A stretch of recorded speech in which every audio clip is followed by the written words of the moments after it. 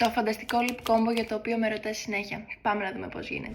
Γεια σας! Επειδή μία από τις πιο συχνές ερωτήσεις που μου κάνετε είναι για το lip combo μου, πάμε να δούμε ένα βασικό lip combo που το φοράω και μέρα και νύχτα και εννοείται ότι είναι Bold and Brave.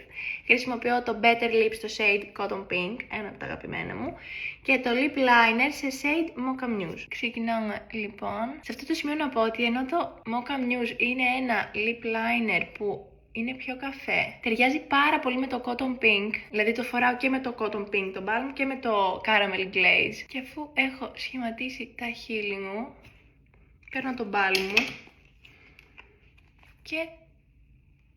Θεέ μου.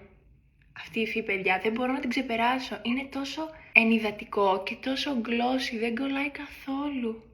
Δηλαδή εγώ τώρα βάφομαι για να βγω έξω βράδυ και είμαι έτοιμη με ένα lip liner και ένα balm. Δηλαδή στα περισσότερα μου βίντεο αυτό φοράω που με ρωτάτε. Είναι συνήθως ένας συνδυασμός lip liner είτε με το Cotton Pink είτε με το Caramel Glaze, το άλλο shade μας, το Better Lips.